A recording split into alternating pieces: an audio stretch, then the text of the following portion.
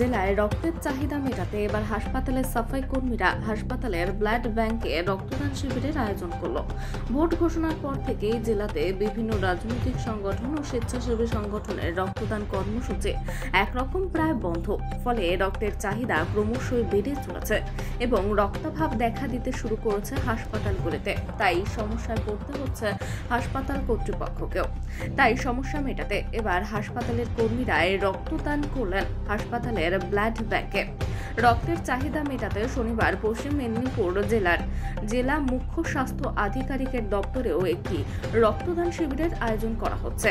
একদিকে প্রচন্ড দাবদাহ, তাতে যেমন রক্তদাতার সংখ্যা কমেছে, ঠিক পাশাপাশি রক্তের চাহিদা বাড়ছে।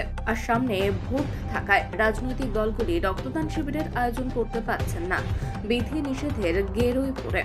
রক্তের চাহিদা মেটাতে তাই হাসপাতালের সাফাই কর্মীরাই এদিন এগিয়ে আসলো। ব্লাড ব্যাংকে প্রায় 50 জন রক্তদাতা রক্তদান করেছেন। এদিন হাসপাতালের সাফাই কর্মীদের ঠিকাদার চন্দন সিং জানান, হাসপাতাল সুপারের অনুরোধেই তাদের এই রক্তদান শিবিরের আয়োজন।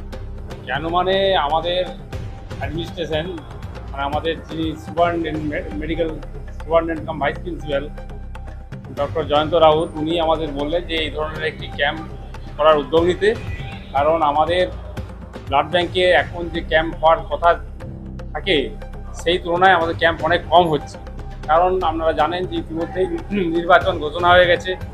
বিভিন্ন রাজনৈতিক দল যারা মূলত এই ধরনের কাজ করতেন বা স্বেচ্ছাসেবী সংগঠন, তারা এই ক্যাম্প এখন প্রায় বন্ধ করে দিয়েছে।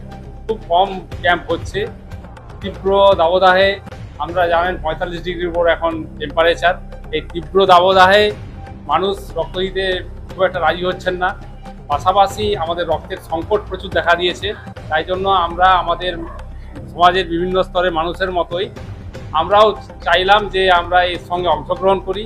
সেই জন্য স্বাস্থ্যকর্মীরা উদ্যোগ গ্রহণ করে আজকে 50 জনের একটা রক্তদান ক্যাম্পের টার্গেট নিয়েছিল, সেইটা আমরা ফুলফিল করে দিয়েছি। প্রায় 51 জন আমরা এই পর্যন্ত রক্ত দিয়েছি। এটা আমাদের সর্বস্তরের কর্মচারী আমাদের এখানে অংশগ্রহণ করেছে। শহরবাসীর কাছে আবেদন এটাই জানাবো যে আপনারা প্রত্যেকেই নিজেদের পরিজনের জন্য রক্তের জন্য দৌড়াদৌড়ি করেন। আপনারা আসুন, যে যখন সময় পাবেন আমাদের ব্লাড ব্যাংক খোলা আছে, আপনারা এসে এখানে ব্লাড ডোনেট করুন। কারণ প্রচুর এই গরমে প্রচুর রক্তের আকাল দেখা দিচ্ছে। প্রচুর রক্তের পরিজন রক্তের জন্য দৌড়াদৌড়ি করছেন, ছোটাছুটি করছেন, কিন্তু আমরা অসহায় বোধ করছি। এই জন্য আমি চাই যে এই শহরবাসী বা শহরের বাইরে আমাদের বৃহত্তর যে সমাজ আছে তারা অংশগ্রহণ করুক। আর আমরাও সেই জন্য অন্যান্য সমাজের অংশগ্রহণকারীদের মতোই আমরাও এই স্বাস্থ্যকর্মীরা এই কাজে লিপ্ত হয়েছি। ব্লাড ব্যাংকেও বা অন্য জায়গায়ও ব্লাডের ক্রাইসিস প্রচুর চলছে। অনেক গরিব দুঃখীরা মারা যাচ্ছে। তার জন্য আমরা চাই, আমরা হসপিটাল কর্মী হয়ে অনেক পেশেন্ট আছে যারা ব্লাড পাচ্ছে না, মারা যাচ্ছে। আমরাও কিছু ব্লাড দিয়ে তাদের জীবন বাঁচাতে চাই, বা আমাদেরও ভালো লাগছে যে আমরা একটা হসপিটাল কর্মী হয়ে আমরা কিছু মানুষের জীবন বাঁচাতে পারছি। এতে আমরা গর্বিত বা আমাদের ভালো লাগছে, ওই জন্য আমরা দিচ্ছি ব্লাডটা।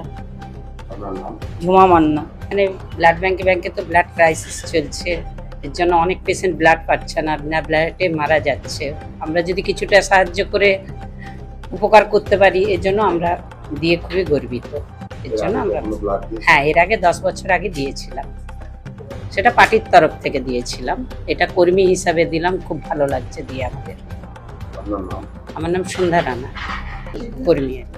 মেদিনীপুর থেকে শেখুবারের রিপোর্ট, বিগ নিউজ।